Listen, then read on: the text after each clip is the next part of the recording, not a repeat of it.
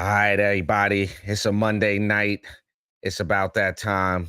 Election 2024 Eve. It's the Urban Conservative Podcast. Let's go. NASCAR. Do you like a Tribe Called Quest? Well, you gonna love the Urban Conservative.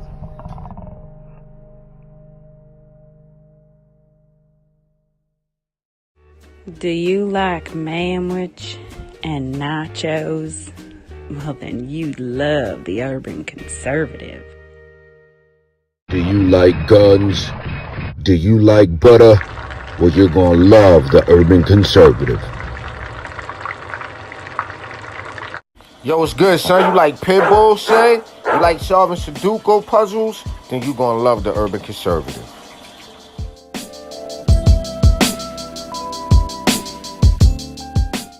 Hey, buddy, if your car making a sound like this, you might want to get you some power steering fluid and check out the Urban Conservative Podcast. Are you repulsed by the idea of drag queen story time at your local library, but enjoy Carol Baskin TikTok memes? Then you would enjoy the Urban Conservative. Do you want to slap your boss and then go home and make yourself some golden brown pancakes covered in butter and freshly made warm boysenberry syrup? Then you'll love the Urban Conservative. If you're a little over Cardi B and you're repulsed by the thought of Hogmaw, check out the Urban Conservative. You ready?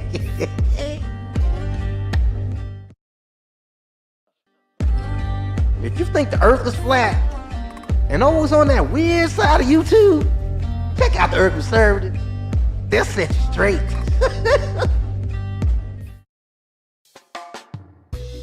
If you're in a chasing dopey and you love South Fish and Festival, check out the Urban Conservative.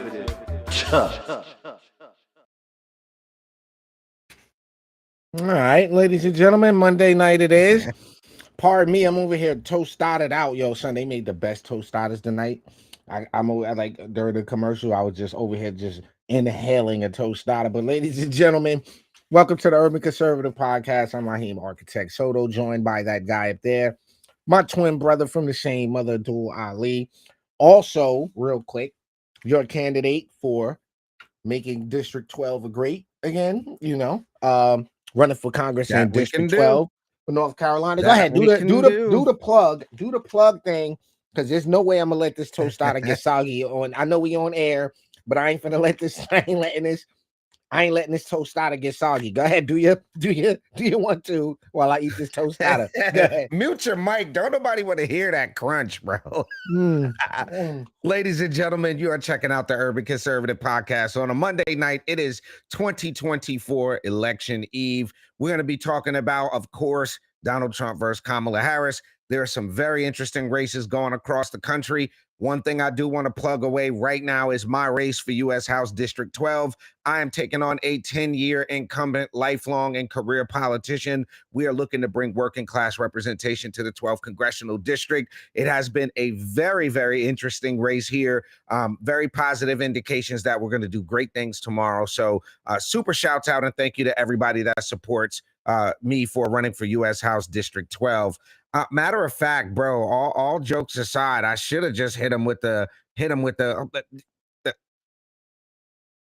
And I'm running for U.S. House District 12 here in Charlotte as a Republican this November. We know that the Democrat machine controls Charlotte, but a common sense Republican like me can win if we can get our message out to the voters. If you're like me and fed up with deep state career politicians like Alma Adams and Joe Biden, help me send a message that their time is up. I've done something by running for Congress. Now I need you to do something. Visit aliforcongress.com. Make a contribution. Together, we can make America better. Thank you. Yeah, there we go. That's the mission, to make this country, make the 12th Congressional District better. A lot of interesting things happening, bro. Yeah. I'll just say this. Everybody's talking about this Iowa poll that came out. We're going to get the obvious stuff out of the way. Everybody's talking about this Iowa poll that now shows Iowa going to Kamala Harris. I don't believe it for 1 second. But what's interesting about this is to see people really don't know what goes into a poll. Like they really have no idea how awful. Yeah, awful is the right word. These polls have been historically. I think there's one pollster who has two, really. Rasmussen and Atlas Intel have been fairly accurate. And when we say fairly accurate, in some cases, we're talking about within a point. Sometimes we're talking about within less of a point. I think one of the interesting things about this race since Joe Biden has stepped out, and one of the things we've talked about on this platform, is it's amazing to see how someone who got absolutely no votes, finished dead last, dropped out of the primary in 2020, is now the savior of the Democrat Party. It is beyond weird to me how that transition took place. You're muted if you're saying anything. You're on the phone. But it is a bizarre thing to me. You're muted if you were saying anything, Rob. It's a bizarre thing to me how someone who I can't say it, bro. I just have to show it better than I can say it. It just Grew up understanding the children of the community are the children of the community. In one term, he has already, yes, you may clap. You need to get to go and need to be able to get where you need to go to do the work and get home.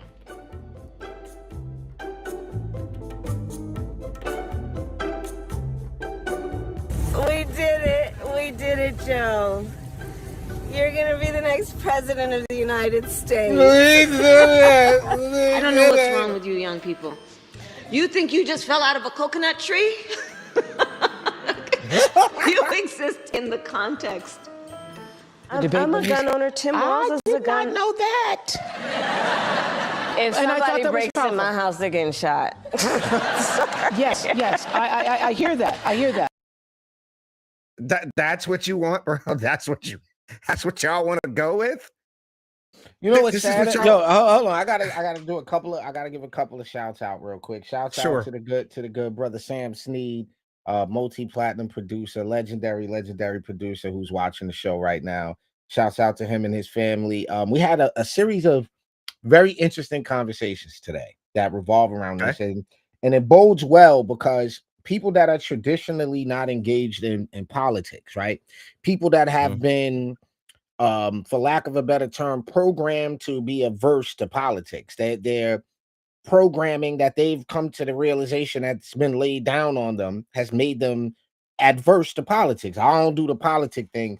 And those, even people like that, are starting to come around and realize the importance of being involved politically, the importance of how, knowing who your local elected officials are, knowing who your county commissioners are, your legislators are, your mayor, your fire commissioner, your fill in the blank. And so I got to give a big shout out to him. We've been back and forth on the phone. Shouts out to Sam Sneed and the whole family over there out in the town of Brookhaven. But like I said, it's been very interesting that people who are not traditionally engaged in politics are now starting to get the bug and understand how important it is, especially this election cycle. And I just had to shout that out because, like I said, there's at this point with tomorrow being D-Day, if you will, right? Tomorrow's D-Day, D-Day.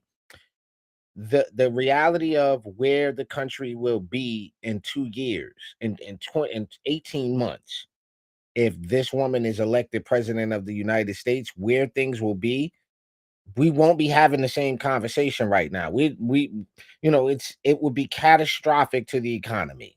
It would be catastrophic to the energy industry. It would be catastrophic for entrepreneurs. If you're thinking about starting a business and she wins, you could almost virtually forget about that. You could kind of just get that out of here. That's not happening. You don't even have to work. You don't even have to work too hard for this. Food prices have increased 5.8% in 2023 and are expected to continue to rise. Pork and beef prices may increase in 24 due to California's Prop 12.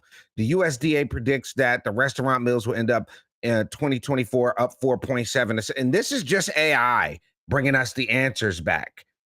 We don't even got to go. We could go to the USDA right here and we can see that food prices are up 2.4%. This is in September. Things are more expensive. It's not because we want to say that to score political points or to score jargon points. It is the fact of the matter that economic decisions made by this administration have cost the American people more. That's just the fact of the matter. So the scary thing about this is, to me, is that you have people who are economically suffering right now and haven't connected the damn dots. It's like, yo, wait. You are financially in ruins right now, and you haven't connected the dots to the policies that the current administration has in place. Because everybody agrees that during the Trump years, things were booming. Seems to be no problem admitting that. But how is it Trump's fault now that things suck and he's not in office? That makes no sense. And the disconnect is just absolutely, it's insane. It's insane. So let me I was watching before we jumped on.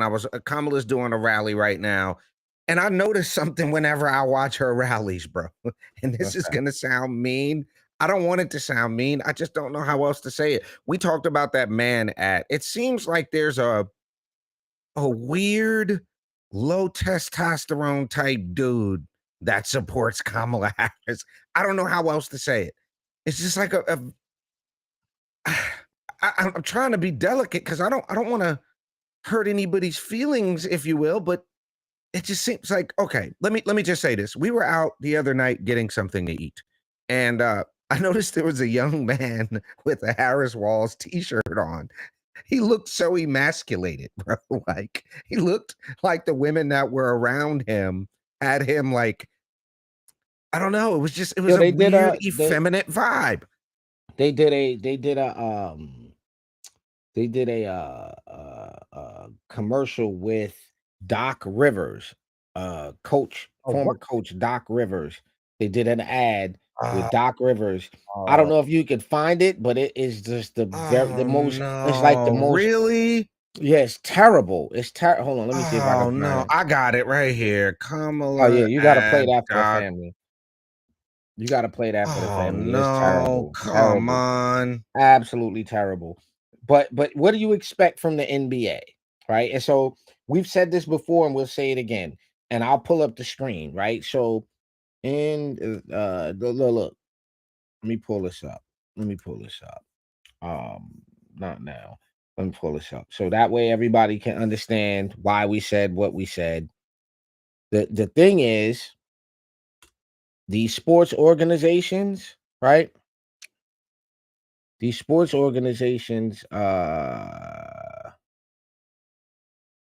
on. NBA. Let me pull this up. All right. So go ahead. Go ahead. If you're gonna play that ad, play it. I'm trying to find it. It's insane. Oh no. Right, well, let me it's not Doc Rivers. It got to be somebody else. No, it's Doc Rivers with Imhoff. It's Doc Rivers and Imhoff together. But let me share this with everybody real quick. Why it's not shocking to see that. And one of the things you got to understand why and I promise you, a lot of our folks don't know this. So there's a connection between professional sports and politics, right?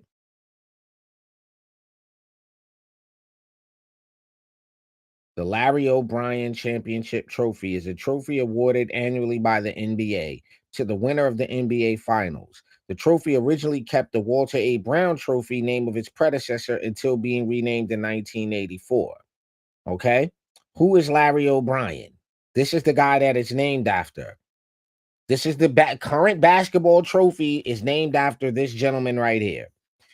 Lawrence Francis O'Brien was an American politician and basketball commissioner.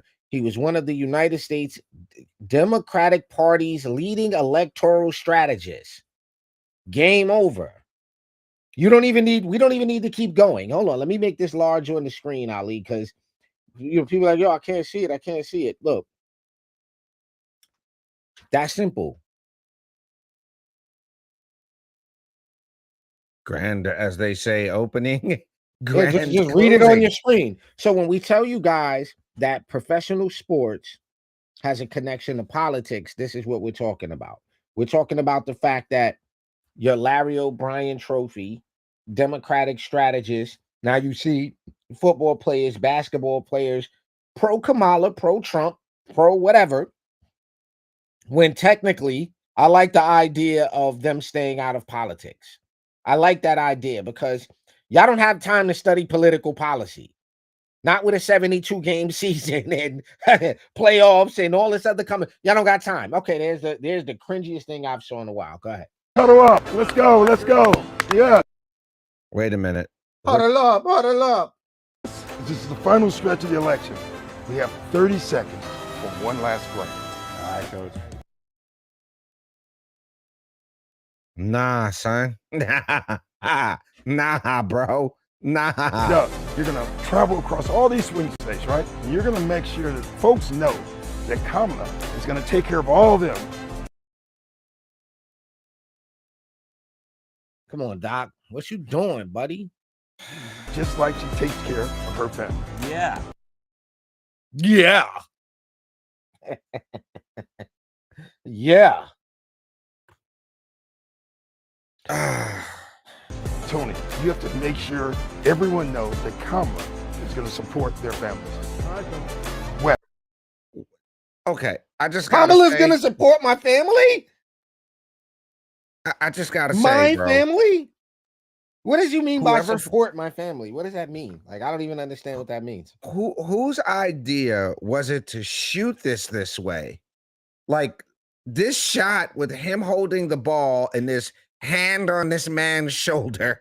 It's really, I don't know. So like, whose idea was this? Like, we're just gonna shoot this with the iPhone. yes, you're going to make sure everyone knows that Kamala is an effective government partner. You got it, coach. And all of you must head to iwillvote.com to make your plan to vote. I wonder how many times his ass had to say that. I wonder how many like outtakes there was. All of you, I want you to head to. Oh man, I messed it up.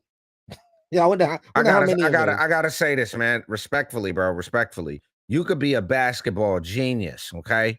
You could be a football genius. You could be a singing, dancing celebrity genius, bro. But when you talk about politics like this, that look on your face tells me the light's on, but nobody's home, bro.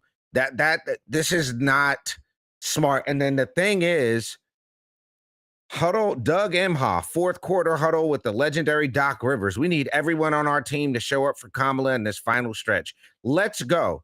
Just convinced you? Trump Seeing Doc 2024. Rivers- Trump 2024. Cringe, very cringe, Snowflake Central. Oh, we are doomed. You know Tim Walz signed a bill to remove your children from you if you don't allow them to take. Come on. Come on. I don't care about the politics. Doc Rivers, why the hell are we 1-5? This explains why you 1-5. Get out, Milwaukee, please. Come on, bro. I'm not even going there. Yes, guys. Wes Moore, we love you and voting blue all the way. Sure. Vote blue for our democracy. You know what I've been saying to people who say that, bro? I got $100 for everybody that voted for Kamala in a primary. You might owe about Yes, 100. No, because no one's ever cast a presidential primary ballot for Kamala Harris. Here's ever. the interesting part about that is when you click on a lot of these pro-blue profiles, they're not actually people. I don't even want to go there. Yeah, no, don't go there. Don't go there. Don't go there. But it's ridiculous. It's absolutely ridiculous. It's sad. And I told you earlier, I said, yo, there's something in the look in the eyes of the people who are pro-Kamala. It's like this twinge in their eye of something. And I don't want to be disrespectful, but it's like a blank stare almost. Like you said, it's like the lights on, but nobody's home. It's quite frightening. It looks like you're ready to take a commercial break. We're going to do a commercial. We're going to come right back right here. I'm about to say, do a quick commercial break. Yeah. All right, so I guess we'll go with November 5th, there's a proposition on the ballot that isn't what it seems. Proposition 1, the so-called Equal Rights Amendment sounds good, but what's really hidden behind it? If passed, It could give boys the right to compete in girls' sports and invade their private spaces, like locker rooms, showers, and even domestic abuse shelters. It permanently enshrines gender identity in the state constitution, stripping women and girls of their safety, privacy, and opportunities. And parents, Prop 1 takes away your rights, allowing children to transition without your knowledge or consent. New York's Constitution already protects everyone from discrimination. Don't be misled. Prop 1 doesn't protect abortion rights. Those are secure in New York. But this amendment opens doors we can never close. On November 5th, protect our children, protect women's spaces, protect parental rights. Vote no on Proposition 1. All right, ladies and gentlemen, you're back on a Monday night. We're talking about 2024 election eve, D-Day, as in the day is tomorrow. Make your voice heard if you haven't done so already. What we're going to do is we're going to skip around a little bit, bro. I was able to find a little bit of a help in looking at what's really going on across the country as it relates to key races across the country. We're going to do a quick look state by state of some of the key races. And look, this is going to be a very interesting take. We're going to run through these really, really quickly. You've got the 2nd Congressional District in the state of Alabama, Caroline Dobson versus Democrat Shamari Figures. The congressional map redrawn in 23 after the Supreme Court ruled 5-4 that the proposed Alabama congressional district map was gerrymandered, discriminating against black voters in the case of Allen v. Milligan. While the state initially refused to redraw the map, defying a federal court order, a new map was drawn. It allowed for a nearly majority black district in Alabama and set the stage for the competitive primaries as minority opportunity district. The winner of this race will be the first person to represent the new district. If Figures win, Alabama will have 2 Democrats in the House for the first time since 2008, when it had 3 Democrat representatives. Real quick, let me just throw this out there to y'all. You keep going, but sorry, folks that was waiting for the live on Rumble. We had to restart the stream on Rumble. We are now live on Rumble as well if you want to watch over there. Go ahead, carry on. Fantastic. Carry on. Also in Alabama, 7th Congressional District, Terry Sewell is the incumbent against Republican Robin Whitaker. Sewell is currently the only Democratic member of Congress from Alabama. If unseated, all 9 of Alabama's congressional district members would be Republicans. Depending on the outcome of the closely watched race in the 2nd district, it would also be the first time District 7 has been represented by a Republican. In Alaska, the U.S. House, incumbent Democrat Rep. Mary Peltola and Democrat Eric Hafner, Republican Nicholas Begich, and Independent John Howe. There's one House seat in Alaska.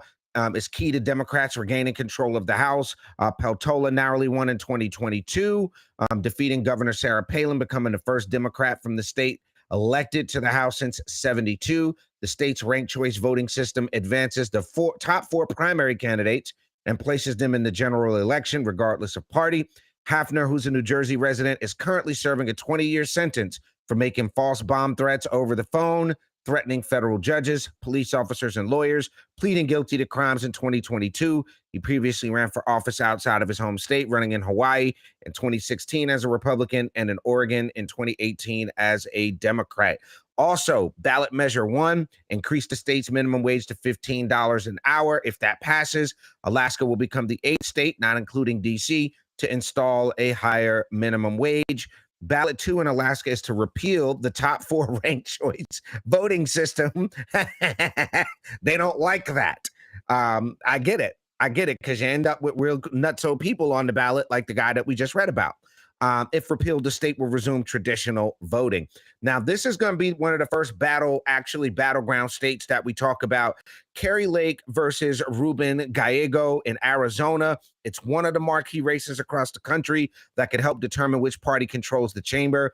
Lake appears to have gained ground on Gallego, but he has held an advantage in the polls since the outset. The seat is now held by Kristen Sinema, who announced in March she would not seek re-election. There's also Prop 139, the Arizona Abortion Access Act. This measure would create a fundamental right to abortion under the Constitution of Arizona. If passed, the state will not be able to interfere before fetal viability unless it has a compelling reason and does so in the least restrictive way possible. Polling shows strong support for the measure. So Arizona's got a lot going on. The first congressional district is also key in Arizona. David Schweikert versus Democrat Amish Shah. Schweikert is a 7-term member locked in a tight race with emergency room physician Amish Shah, former state lawmaker in Arizona's most affluent congressional district. Schweikert is a free market Republican. Shah is a, quote, practical Democrat who won a crowded 6-way primary. The race is rated a toss up. There's also a 6th congressional district race in Arizona, which apparently is a rematch from 2022. Ciscomani faces Engel, an environmental lawyer and former state lawmaker who he defeated by less than 2% of the vote. Free market Republican, and served as an aide to former Arizona Governor Doug Ducey. So Schweikert is locked in a race with the Democrat Shah there in Arizona. Now, Arizona is one of those key states. We're gonna go to where I think a lot of people are very, very concerned about. Bro, let's talk about New York for a second. Let's get into this. Well, no. Let's do North Carolina first. Let's do North Carolina first, because there's some high stakes there. I'm gonna scroll all the way down to North Carolina and see what they do, because I think they're gonna talk about the first congressional district, which they should. Hold on a second. We're gonna get down to North Carolina for the family. Hold on. Nope, that's Montana, Nebraska. That's not it. We're getting there. New Jersey. Come on. There's New York. You want to do New York real quick? All right, go ahead. Do New York. Go through New York.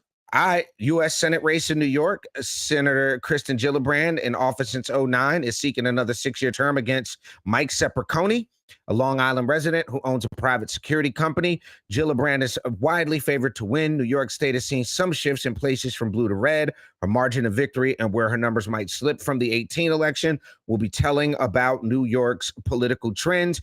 As you all can see, we've talked about this here on the Urban Conservative. Proposition 1, New York has a statement, and you talk about this. Make it simple. Okay, we don't want boys in girls' sports. We don't want boys in girls' locker rooms. We don't. All right, and I played the video on Proposition 1 earlier, right? It's vote no on Proposition 1. It's very, very simple. The New York State Constitution already has in place protections for race, gender, ethnicity, etc. This is doing nothing more than trying to codify something that's already there. Those protections are already there. They're trying to extend it, but then what'll happen is they're trying to include, what's the word? The transgender, the LGBTQ agenda into this. So it changes the meaning of gender. It changes some things around. That is it's a very, very slippery slope to go down if that proposition passes. It is something that is unnecessary, and it will damage women and girls sports in New York State. It's absolutely atrocious.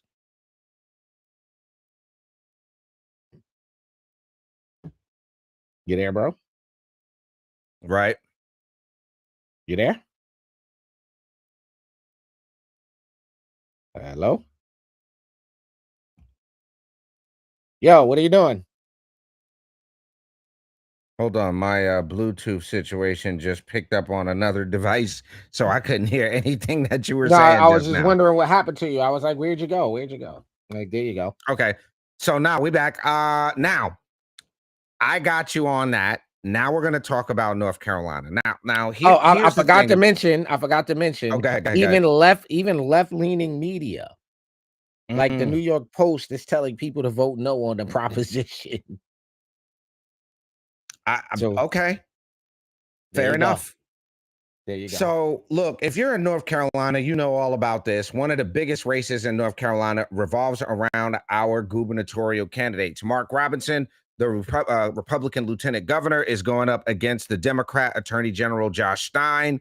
They have, when I say spent millions and millions of dollars going against Mark Robinson, taking his comments, you know how the left does, bro, taking comments out of context. Now, let's just call this what it is. There is some talk about the polls, which show Robinson is down by about 15 to 17 points. However, There are some other interesting things going on in the North Carolina gubernatorial race, which actually suggest that Mark Robinson could actually pull this off. Now, Democrats have written off Mark Robinson's campaign to be the first black governor of North Carolina. His Democrat opponent has a double-digit lead, and heaven knows Robbins' antics have given plenty. Still, a week can be an eternity, and he continues to poll about 40% despite the month. This means he has a chance to be elected. He can ride to victory on the coattails of turnout for Donald Trump and a splinter of support from the black faith community. So there's an opportunity here. I don't think this is a foregone conclusion. I think some people are they're kind of getting ahead of themselves. And when you look at the early voting turnout in North Carolina, what you're going to see is that Republicans are leading in early voting turnout. So I think that is something that people are going to want to keep their eyes on here in North Carolina, plus the response in Western North Carolina that Mark Robinson has had versus the federal response, him authorizing air transport and doing a lot of things before the governor and other people showed up for their fake photo opportunities. One of the interesting things I find out about this race is they talk about abortion and education have become key aspects of the race. The North Carolina General Assembly passed a law on reproductive rights with a 12-week ban. And with the three exceptions, the life of the mother, incest, and the R word. And so I don't know that is the issue now in North Carolina as much as the way this race was ran with all the hatred and vitriol. Mark Robinson's actually suing CNN and the reporter who put this report out. So we're going to definitely keep our eye on that as well. We had the superintendent of public instruction race. Michelle Morrow is going up against Democrat Mo Green. We were honored to have Michelle on our show. The interesting thing is when people speak up, and I don't know how to say this, like, it's like the people who are standing up for our children the most are the ones that are getting demonized the most. If that makes sense. Which is insane. No, that makes perfect sense, and it's absolutely insane. Like that is if there has been no indicator of how reversal of things are, then that should be an indicator. Let's just be honest. The people protecting our kids, the teachers, the people that are looking out for the interests of the young people, for them to be the ones being demonized. All right, I get it when a teacher does something wrong. I get that. Like, one of the teachers acting up in class, touching the student. By all means, as they say, get them out of here. But the organizations that are trying to protect babies, the organizations that are trying to protect abused children, the organizations that are trying to counsel young to be mothers out of making a decision like aborting a life, demonizing those people is insane. It has to tell you that culturally as a country, we've headed in a direction that's almost counter life. Like it's like, how does that work? Like we're working against life. And in the grand scheme of humanity, we need all the people we can get. Like I don't know what y'all think is going on here. Yeah, we definitely could use all the people we could get. That's a definite fact. But I have to tell you, one of the interesting things that I've learned over the last couple of years in this dive into politics, and one of the things that really bothered me the most was the fact that the amount of Black lives that have been lost to abortion, that figure was astounding to me. That was like one of the things that like really, how we talk about, me and you talk about sometimes we see the condition of certain people and we get physically, like it hurts, like it physically hurts. I remember the day that somebody, we looked at that statistic and I was just like blown away that we're talking about tens of millions of people that are not alive. And, won't get a shot at all. Yeah, there's no fixing. There's no fixing that. No, but it's just it's an insane concept. It's just the idea that you have a group of people whose political ideology says that it's okay to terminate a life for a reason like it's my right. What? Somebody brought this up the other day. They said, and I'd never heard this. They said, if a woman can have an abortion because that's what's best for her, can a father not pay child support because that's what's best for him? Yeah, Dave Chappelle said that in a joke. He said Okay, that in jest. I didn't recall that in a joke at Dave Chappelle. He said Somebody brought if that you up in have the the. right to abort the baby, then I should have the right to not pay for it. Which I mean, neither one of these logics work for me because we're talking No, it about. doesn't. But it's a rhetorical point to challenge. I think to challenge the whole bizarreness of the idea. It's insane. It's absolutely insane. Look, we at the 35-minute mark. We're going to take a quick commercial break. We'll be right back here. We're going to talk about some of these races we got going on in New York, and some of them are very important for Suffolk County. Y'all need to know what's happening. You're rocking out with the Urban Conservative. This is our election eve special. Stay tuned. We'll be right back. Have brought you chaos at our border, failed foreign policy, sky-high prices, and out-of-control crime. It's time for new ideas and new leadership. This November, vote Ali for Congress to help make Charlotte better. All right, ladies and gentlemen, you're back with the Urban Conservative. It's a Monday night. It's election eve. A lot going on. We've talked about North Carolina. We've talked about Arizona. Now we're going to talk a little bit about New York, some of the key races there. One of the things I noticed on that USA Today piece is they didn't have Nick LaLota's race up there. So shouts out to Nick LaLota and his reelection campaign. Just wanted to plug that real quick. I want to for those of us that are out here in the first assembly district, and for those who don't know, a lot of people don't understand this, but the road to the House of Representatives goes through New York, right? And for those who don't know, you have your state houses, and then you have the federal government, right? This race right here is for New York State Assembly. This is the first assembly district out here on the East End. And a big deal out here is, and this is, maybe you can speak to this out there, but local control over land use, local control over zoning, local control over protecting our environment and open spaces. And one of the things that the Hochul administration is doing right now through her proxies in town government, like this gentleman's opponent, they're pushing to get rid of local control and turn over all the record keeping and all the data about local zoning and local land use and local open space preservation plans to the state government. And this gentleman you see on the screen is Stephen Kiley. He is an accomplished attorney. And let's just real quick look about this, because this is a very, very important race. So as you can see, he's fully endorsed. You got County Executive Ed Romaine. You got the Suffolk County Clerk Vincent Pulio. You got former New York State Senator Ken LaValle, my town receiver of taxes Terry Kiernan, the Southold Town Clerk Dennis Noncaro, Cindy McNamara from my town council. The endorsements go on and on and on here, right? So law enforcement backs this guy. Good guy. And let's just real quick learn a little bit about him. So if you're watching this and you're in Suffolk County on the east end of Long Island, Kiley, 48, raised in Brookhaven Town, lived in Southampton, so he knows the area. He knows the district. He spent his youth crabbing, fishing, swimming, boating, and exploring the coastlines. Okay. He's been an East End land use and criminal attorney for 20 years. Now, why is that important? That's important because if we're talking about policies that the current his opponent don't understand. His opponent is a history teacher serving on the Southampton Town Council as a councilman, but you guys go to the attorneys to interpret the legislation. That's the guy you're calling.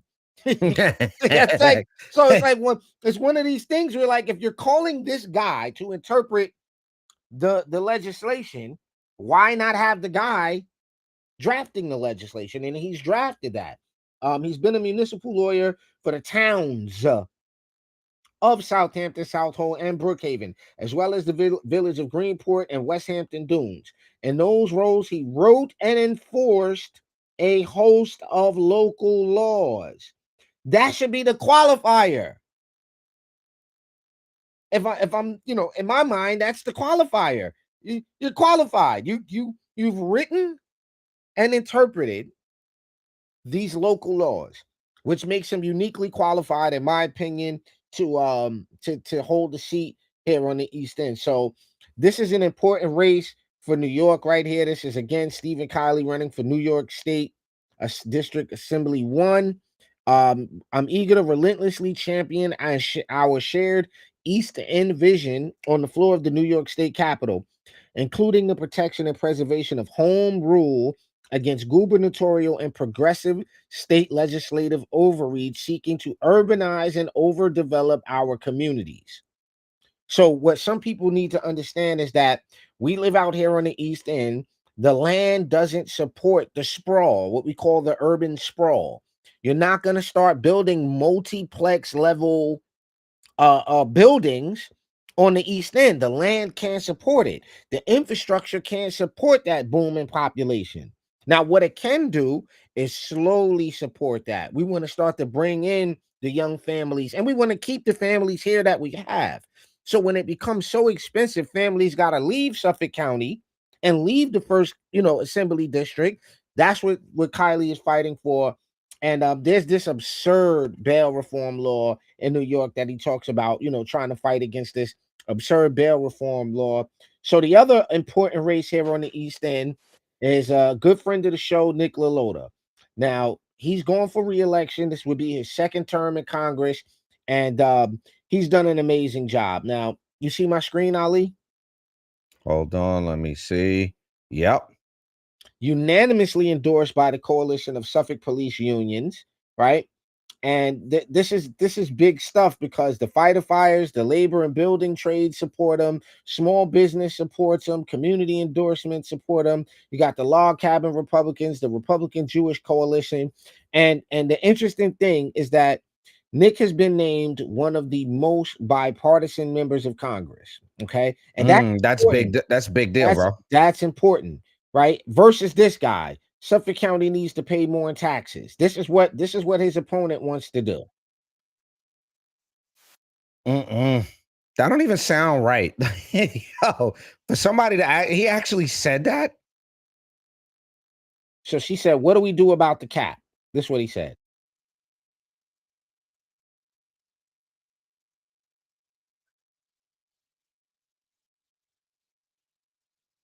No audio. If you're playing something. Oh, they didn't share the audio? Okay. Yeah, they didn't share the audio. Is there a tab you got to click to share audio? No, when you share the tab, it should just do it. Nope, it doesn't. It doesn't do it. Share. What about now? Anything? Yep. Now we hear it. Yep. So listen to him in his own words say he wants to raise the tax. How do you do that? Well, I think what you should do is raise the cap. I think the cap is too low, and I think right now the Social Security tax cap kicks in at $150,000. So people will pay more in taxes out of their salary. Not what they'll do is pay a proportional amount, even if they make more money than the average worker. Yeah, that sounds like raised taxes. I don't care what kind get a load of this. Okay, get a load of this. I'm Nick LaLota, and I approve this message. More radical inflationary spending. Tax credits to new electric vehicles. And how would Manhattan's John Avlon and D.C. liberals fund their radical plan? By cutting billions from Medicare. The Medicare you paid into, John Avlon and D.C. liberals would cut by billions to fund tax credits to new electric vehicles. Avlon even supports raising taxes on middle-class families, just like Biden and Harris. Manhattan liberal John Avlon is wrong for Long Island. And it gets worse. So the thing with this guy, what he did, right? Check concerns about where he calls home. Caught deceiving us again. Candidate John Avlon. His real home, a $4 million Manhattan penthouse. Property tax records reveal Avlon has been getting a tax cut on his New York City apartment, a benefit that only applies to a primary residence. And while Manhattan's John Avlon evades taxes, he wants to represent us here in Long Island. Just like fake Long Islanders say. Wait. Worse? I was about to say. Here in Long Island?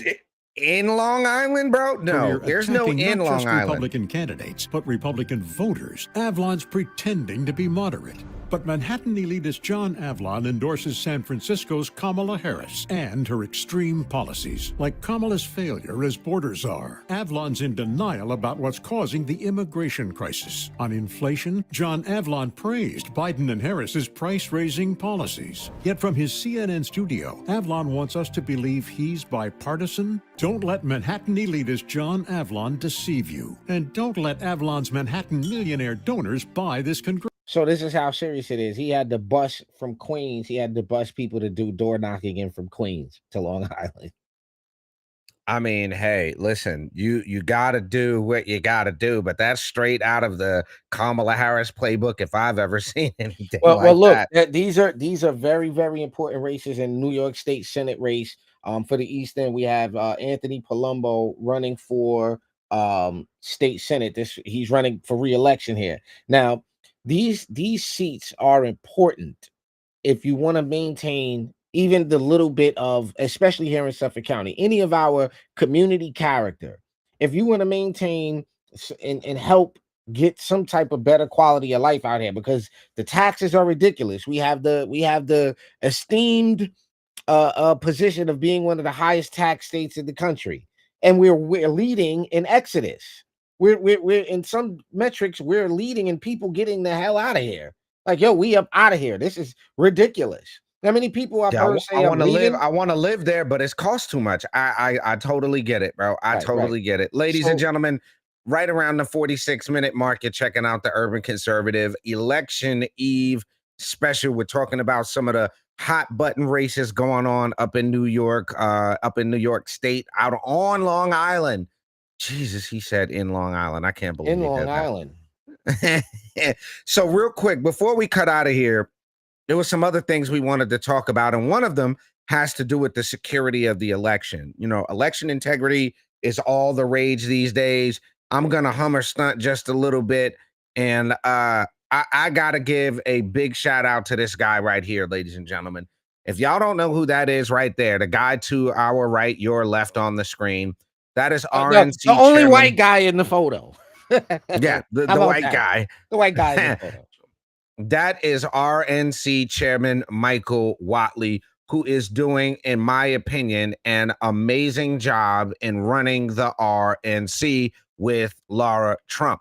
Now, what y'all got to understand is what's going on in Georgia. The top court in Georgia today ruled that Cobb County cannot extend the deadline for counting about 3,000 absentee ballots that were sent out shortly before Election Day, handing a victory to the Republican National Committee and Donald Trump. Siding with the RNC, the Georgia Supreme Court overturned a judge's ruling extending the deadline until Friday.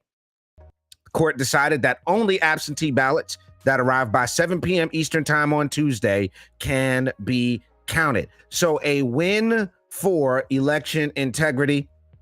I have to again thank Chairman Whatley for all of his work. We've got hundreds, and when I say hundreds, bro, we have got hundreds. I think the number's 596 attorneys recruited right here in North Carolina to make sure that the elections are safe and secure. So there you have it, ladies and gentlemen. Election Eve. You guys that haven't voted already are going to have to go out, make your voices heard. You got to bring 10 people with you to make sure that we make this thing too big to rig. You got to get out there and act like Trump is 10 points down. That's the only way that we're going to see a victory tomorrow. Go ahead. I was just going to say, I have to extend a big shout out and a thank you to all of those who volunteered to be poll watchers, poll inspectors, door knockers. If you volunteered, we thank you for your efforts. And again, it's always needed. So I want everybody to remember, it doesn't stop after tomorrow, right? That's no matter what the outcome is, there's an election cycle coming around. Municipal elections are next year, right? So no matter what the outcome of this, you know, Trump win, which we want Trump to win, but in the odd circumstance he doesn't, the mission is to continue. If he wins, we still got the same mission, which is to continue to win Republican seats, to take, like here in New York, we're at such a disadvantage that we can't afford to stop, you know, So if you're interested in getting involved with a committee, you're interested involved in being a door knocker, or what you can do, to help get the right people elected, make sure to reach out to us. We'll point you in the right direction, get you involved, get you down to a meeting. I was talking to somebody earlier, and I told them about my first experience with the GOP and going into the meeting and having my preconceived notion. And what I urge you to do is, if you're somebody whose freckles are as close together as me and my brothers, and you're not really into politics, let your preconceived notions go about what you think about them white folks down there at the Republican office. let that go, right? Go ahead and risk it, and go down there and meet Billy Bob and Fred and Frank and Bill and and go meet them people. and go meet them. Go to the meeting. You will be pleasantly surprised about how welcoming, about how concerned that a lot of folks are about our country. So with that said, bro, get us up out of here.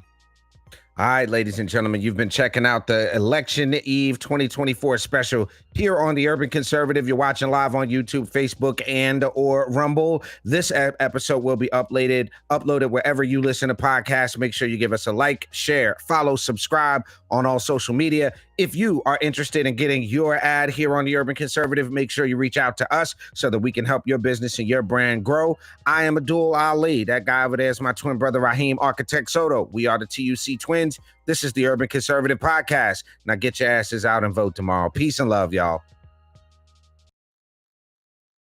Doesn't mean you have to vote Democrat. This year, in order to see benefits for our communities, we need to vote outside the box. Find out more by visiting us at tuconservative.com.